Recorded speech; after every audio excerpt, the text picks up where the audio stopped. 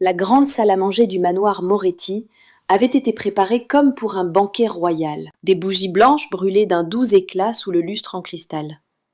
Leurs flammes dansaient et projetaient des reflets sur les murs drapés d'un papier velours rouge profond. Des roses blanches se dressaient dans un vase de cristal au centre de la table, à côté de coûteuses bouteilles de vin rouge provenant de la cave de la famille Moretti. Nous travaillons avec des ressources très limitées. Notre objectif est d'atteindre 1000 abonnés. Si vous appréciez cette vidéo, abonnez-vous à la chaîne pour nous aider à activer la monétisation. Tout était impeccable, des couverts en argent aux serviettes pliées avec un soin méticuleux. Et pourtant, l'air dans la pièce était lourd, comme avant une grande tempête, comme si chacun pouvait sentir que quelque chose d'effrayant allait arriver. Vincent était assis en bout de table, à la place que son père avait occupée pendant tant d'années. Il portait un costume noir, le col de sa chemise blanche légèrement ouvert, à la fois élégant et dangereux. Son visage était calme d'une manière presque terrifiante, comme un lac immobile cachant sous sa surface des courants mortels. Serena était assise à sa droite, dans une robe rouge moulante qui soulignait sa sensualité. Elle tentait d'arborer son habituel sourire doux, mais il y avait dans ses yeux un malaise qu'elle ne parvenait pas entièrement à dissimuler. Thomas Reed était assis en face de Serena, et c'était ce qui la troublait le plus. Vincent avait invité Thomas à rester dîner, prétendant vouloir le remercier d'avoir bien géré les finances pendant son absence. Thomas n'avait pas pu refuser, et maintenant il était assis là, raide comme la pierre, de la sueur perlant sur son front, alors même que la salle à manger était fraîche grâce à la climatisation. Maggie était installée dans son fauteuil roulant, à l'une des extrémités de la table, observant tout en silence, avec le regard clair d'une femme qui avait vécu 70 ans. Elle savait que quelque chose se produirait ce soir, et elle était prête. Ève se tenait non loin, prête à servir le repas comme toujours. Elle portait l'uniforme simple d'une domestique, un chemisier blanc et un pantalon noir, ses cheveux bruns soigneusement attachés sur la nuque. Mais avant qu'elle puisse verser du vin à qui que ce soit, Vincent parla. « Ève, asseyez-vous. » Sa voix n'était pas une demande, c'était un ordre. Ève cligna des yeux, le regardant avec confusion. « Mais je dois servir ?» Vincent secoua la tête. « Ce soir, vous êtes une invitée. Asseyez-vous. » Serena ne put cacher l'irritation qui traversa son visage.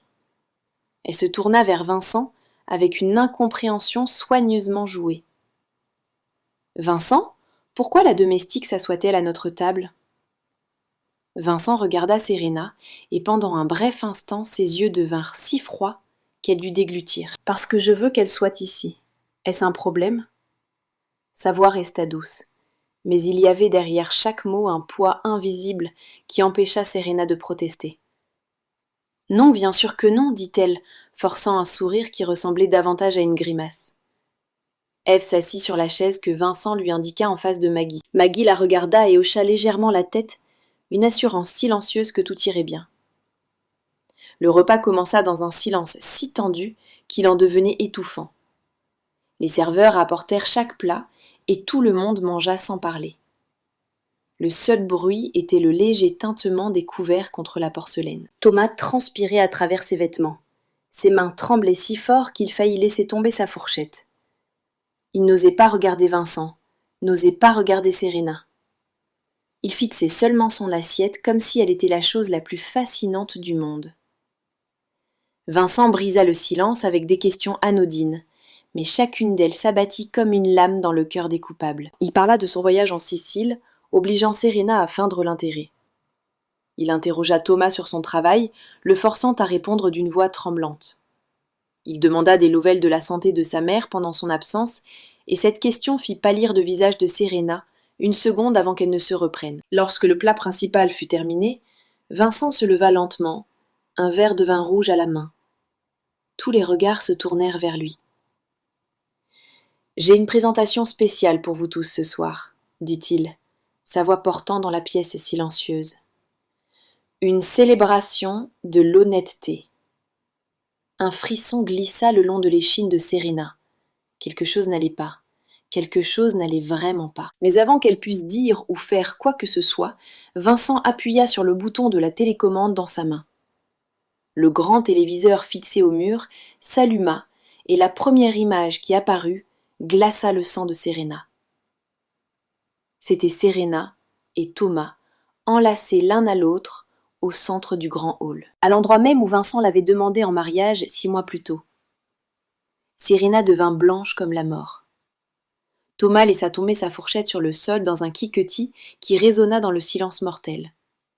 Et Vincent lui resta debout, portant un sourire aussi froid que la glace, ses yeux brûlant les traîtres d'un feu glacé. La vidéo continua sur le grand écran et Vincent n'eut pas besoin d'ajouter un mot. Les images racontaient l'histoire à elles seules. La scène suivante montrait Serena debout dans la chambre de Maggie, le visage déformé par la haine, tandis qu'elle hurlait sur la femme de 70 ans. « Tu crois que tu es importante, vieille femme ? Tu n'es qu'un obstacle, un fardeau. » La voix de Serena dans la vidéo résonna clairement dans la salle à manger silencieuse comme une tombe. La vraie Serena, celle qui était assise à table, pâlissait de plus en plus, comme si tout le sang quittait son corps. Elle voulait dire quelque chose, voulait s'expliquer, mais la vidéo ne lui accorda aucune pitié. L'image passa à Serena, renversant le pilulier de Maggie sur le sol, puis la giflant en visage. « Garde ta pitié pour toi !» Ève leva les yeux vers l'écran, le cœur serré d'être forcée de revoir Maggie traitée avec une telle cruauté. Maggie resta silencieuse dans son fauteuil roulant, le visage sans expression, comme si elle s'était préparée à cet instant depuis longtemps. La vidéo continua. Cette fois, elle montra Serena giflant violemment Ève dans la chambre de Maggie. « Tu n'es qu'une domestique, reste à ta place !» Serena commença à trembler. Ses mains se crispèrent sur la serviette posée sur ses genoux, essayant de retenir la panique qui montait dans sa poitrine. Mais la vidéo ne s'arrêta pas. Elle continua en montrant Serena et Thomas dans le salon, parlant du vol des biens de Vincent. Après le mariage, s'il y a un divorce, tu obtiendras 60% de ses biens. Puis vint la scène où ils discutaient de faire déclarer Maggie légalement incapable. Et enfin la phrase qui figea toute la pièce. Les accidents arrivent tout le temps. La voix de Serena dans la vidéo rit d'un rire froid et tranchant. Thomas ne put plus le supporter. Il se leva si brusquement que sa chaise tomba au sol avec un fracas et il se précipita vers la porte. Mais à cet instant précis, les portes de la salle à manger s'ouvrirent. Marcus entra, suivi de 6 hommes massifs en costume noir, le visage taillé dans la glace.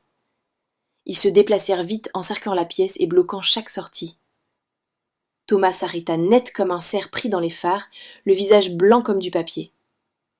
Serena regarda autour d'elle et comprit qu'elle était complètement piégée. Elle se tourna vers Vincent, les yeux fous de désespoir. « Vincent, s'il te plaît, laisse-moi expliquer. » Sa voix tremblait tandis qu'elle tentait de sauver ce qu'il restait. Vincent eut un sourire mince, un son si froid qu'il sembla geler l'air. « Expliquer quoi ? Expliquer comment tu comptais mettre ma mère dans une maison de retraite ? Expliquer comment tu as frappé la seule personne qui se souciait vraiment d'elle. Expliquer comment tu as menacé de faire du mal à quelqu'un à qui je tiens. » Serena ne parvint plus à se tenir debout. Elle s'effondra sur le sol, ses sanglots se déversant comme de l'eau. Elle rampa vers Vincent, s'agrippant à la jambe de son pantalon comme une mendiante désespérée. « S'il te plaît, Vincent, je t'aime vraiment. » Vincent baissa les yeux vers elle avec le regard froid qu'un homme poserait sur un insecte. L'amour. Tu ne sais pas ce que ce mot signifie. Il repoussa sa main d'un coup de pied et recula comme si son contact était quelque chose de répugnant. Et puis comme si tout ce qui venait d'arriver ne suffisait pas encore, Vincent ajouta les mots qui secouèrent Serena jusqu'aux os. « Oh, et encore une chose. Je sais que tu n'es pas Serena Blackwood. » Serena releva la tête, les yeux écarquillés d'horreur. Toute couleur quitta son visage, le laissant d'une blancheur de cadavre. Vincent continua la voix glaciale. « La vraie Serena Blackwood est morte dans un accident de voiture en Europe il y a 5 ans. Et toi ? Tu es Serena Miller, la fille d'un escroc, une fraudeuse, une moins que rien. Serena ne pouvait même plus pleurer. Elle resta simplement assise là, la bouche ouverte, sans qu'aucun son n'en sorte, comme un poisson jeté sur la rive. Tout ce qu'elle avait bâti pendant 5 ans, le masque parfait qu'elle avait travaillé si dur à créer, tout s'effondra en une seule nuit. Thomas vit Serena totalement exposée et comprit qu'il n'y avait aucune issue. Il tomba à genoux, les mains jointes, comme pour prier, et commença à tout déballer. L'argent transféré à l'étranger, les documents falsifiés, chaque plan qu'ils avaient élaboré. Il supplia Vincent de lui laisser la vie, les larmes coulant sur son visage. Vincent ne le regarda même pas. Il donna un ordre bref, froid et définitif. Emmenez-les. Ils vont apprendre ce que signifie trahir à Moretti. Marcus hocha la tête et fit signe à ses hommes. 2 d'entre eux avancèrent et hissèrent Thomas sur ses pieds. Il n'osa pas résister, il se contenta de sangloter et de supplier, tandis qu'on le traînait hors de la pièce. 2 autres s'approchèrent de Serena, saisirent ses bras et la tirèrent debout. Son désespoir se transforma alors en rage sauvage et furieuse. Elle cria, se débattit, tenta de s'arracher à leur prise. Et lorsqu'on la traîna devant Ève, elle hurla les yeux rouges de haine. « Ce n'est pas terminé, je te détruirai !» Ève ne parla pas. Elle resta simplement immobile, regardant Serena se faire emmener avec des yeux calmes. Elle ne ressentait ni peur ni haine, seulement une paix étrange qui s'installait en elle. Lorsque Serena et Thomas eurent été emmenés, Vincent s'approcha d'Ève. Sa voix, qui n'était que glace quelques secondes plus tôt, s'adoucit en quelque chose de presque incroyable. C'est fini. Elle ne fera plus jamais de mal à personne. Une semaine après cette nuit de jugement, le manoir Moretti retrouva son calme familier. Mais c'était désormais un autre genre de calme. Il n'était plus alourdi par les mensonges et les sombres complots. La lumière printanière se déversait à travers les hautes fenêtres de verre, apportant chaleur et sentiment d'espoir dans chaque pièce. Serena Miller, la femme qui avait failli devenir la maîtresse de cette maison, avait disparu de New York comme si elle n'avait jamais existé. Vincent ne mit pas fin à Serena, et il ne mit pas fin à Thomas non plus. Dans le monde d'un chef de mafia, ce genre de fin pouvait parfois être une délivrance trop facile. À la place, il confisqua chaque dollar qu'ils avaient volé, révéla la véritable identité de Serena aux cercles les plus élevés de New York et s'assura qu'aucune porte dans cette ville, ni dans aucune ville touchée par l'influence de la famille Moretti, ne s'ouvrirait jamais plus devant eux. Quand Marcus lui demanda pourquoi il ne les avait pas simplement éliminés une bonne fois pour toutes, Vincent se contenta d'un sourire froid et répondit que ce genre de fin était trop facile. Il voulait qu'ils vivent en sachant qu'ils avaient tout perdu. Tandis que les ténèbres du passé se dissipaient lentement, un nouveau chapitre commença à s'ouvrir pour ceux qui restaient. Cet après-midi-là, Vincent fit appeler Ève dans son bureau. Elle entra avec son inquiétude habituelle, sans savoir ce qu'elle avait fait de mal. La pièce était immense, bordée de bibliothèques qui montaient jusqu'au plafond et dominée par un énorme bureau en chêne qui lui avait toujours donné l'impression d'être petite. Mais aujourd'hui, en voyant Vincent assis là avec de la douceur dans les yeux, elle eut un peu moins peur. « À partir de maintenant, vous n'êtes plus une aide-soignante. Vous êtes de la famille. » Vincent le dit d'une voix si chaude qu'Ève n'avait encore jamais entendu une telle chaleur chez lui. Ève resta figée, les yeux écarquillés de stupeur. « Je ne comprends pas, monsieur Moretti. » Les mots sortirent maladroitement parce qu'elle n'arrivait pas à croire ce qu'elle venait d'entendre. Vincent se leva et s'approcha. « Vous aurez votre propre chambre, une vraie chambre, pas une chambre de personnel. Vous mangerez avec nous, vous ne nous servirez plus. » Il marqua une pause, plongeant les yeux dans les siens. « Et appelez-moi Vincent, je vous en prie. » Ève voulait refuser. Elle avait l'habitude d'être laide, de rester dans l'ombre, de croire qu'elle ne méritait pas les bonnes choses. Elle ouvrit la bouche pour dire quelque chose. Mais à cet instant, la porte du bureau s'ouvrit et Maggie apparut dans son fauteuil roulant, un doux sourire aux lèvres. « Accepte, ma fille. Tu le mérites. » Sa voix était douce, mais elle portait une certitude tranquille qui rendait toute discussion impossible. Ève regarda Maggie puis Vincent, et les larmes commencèrent à monter dans ses yeux bruns. Elle ne savait pas quoi dire, ne savait pas comment répondre à une bonté qu'elle n'avait jamais vraiment reçue en 27 ans. Mais ce n'était pas tout. Vincent continua, et il y avait dans sa voix une hésitation rare. « Et concernant votre frère, Daniel ?» Ève tressaillit en entendant son nom. Elle avait essayé de ne pas penser à Daniel toute la semaine. Elle avait essayé de ne pas penser aux factures qui s'accumulaient à la greffe qu'elle ne savait pas comment elle pourrait un jour payer. Vincent soutint son regard et poursuivit. « Toutes les factures d'hôpital ont été réglées. Il a été transféré dans le meilleur hôpital de New York et ils ont trouvé un donneur compatible. La greffe aura lieu dans 2 semaines. » Ève n'arrivait pas à croire ce qu'elle en... Elle fixa Vincent avec les larmes aux yeux, la bouche ouverte, mais aucun son ne sortit. Daniel serait sauvé. Son frère, la seule famille qui lui restait, vivrait. Qui a fait ça ? Parvint-elle enfin à demander la voix brisée d'émotion. Vincent ne répondit pas. Il esquissa seulement un petit sourire mystérieux et se détourna vers la fenêtre, comme si la question n'avait aucune importance. Mais Ève comprit malgré tout. Elle savait qui l'avait fait. Elle savait qui avait sauvé son frère.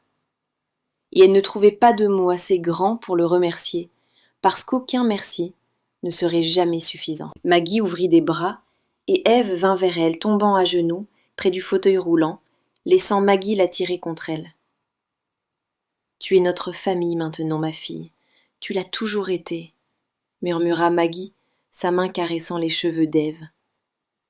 Ève pleura dans ses bras, et pour la première fois de ses 27 ans, elle sentit ce qu'était un véritable amour maternel. Elle avait perdu sa mère, enfant, perdu son père, perdu sa sœur. Mais maintenant, elle avait trouvé une nouvelle famille, un endroit où elle avait sa place. Vincent se tenait près de la fenêtre, regardant les 2 femmes s'étreindre. Un léger sourire effleura sa bouche. Un sourire sincère que le chef de mafia froid avait oublié depuis très longtemps. Et à cet instant, il sut qu'il avait fait ce qu'il fallait. Non pas parce qu'il s'était vengé de Serena, mais parce qu'il avait offert du bonheur à quelqu'un qui le méritait vraiment.